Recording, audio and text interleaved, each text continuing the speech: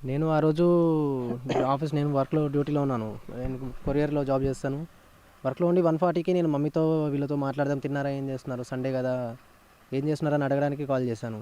నేను మా చెల్లె మాట్లాడకుండా మా శ్రీకాంత్ చిన్న మామయ్య కూతురు ఆమె మా ఫోన్ ఎత్తింది. లేదు మా మమ్మీ లేదా? చెల్లె లేదా? అక్క లేదా? స్నేహ అక్క లేదా? అంటే లేదు అక్క దూరం ఉంది అంటే మీరు ఏడున్నారు అంటే పొలం దగ్గరికి వచ్చినారు. మీరు అక్కడికి ఎందుకు వెళ్ళిర్రు అనేసి నేను కొంచెం గట్టిగా మాట్లాడేసరికి భయపడి నేను మళ్ళీ చేపిస్తా అని ఫోన్ కట్ చేసింది 1:40కి ఎగ్జాక్ట్ 1:40కి. ఓకే. తర్వాత మళ్ళీ నేను మమ్మీకి ఇంటికి ఫోన్ చేసి ఎందుకు పంపించిన పిల్లల్ని మీరెందుకు పోలేదని నేను అన్నా. వస్తారు 10 నిమిషాల్లో ఇట్లా హాఫ్ అన్ అవర్లో ఆడుకొని వస్తా అన్నారు. కొద్దిసేపు ఫొటోస్ తీసి వస్తామన్నారు. మళ్ళీ వస్తారంట వచ్చిన తర్వాత గుడికి పోయేస్తారని అని అన్నారు.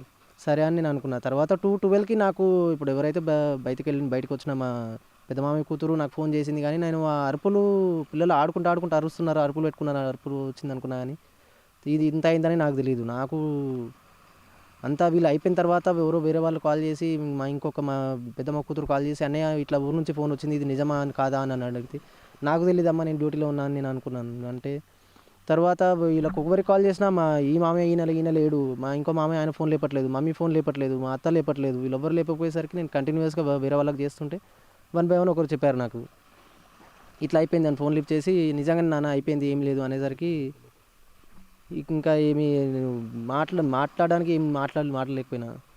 Sorry brother. ఆ నుంచి నిజంగా అక్కడి నుంచి ఇది ఎందుకంటే మీ చెల్లెలు నిత్యం ఎట్లా ఉండేది మీ స్నేహ మీ దగ్గర ఎట్లా ఉండేది నీ చెల్లెలు ఎట్లా ఉండేది నీతో?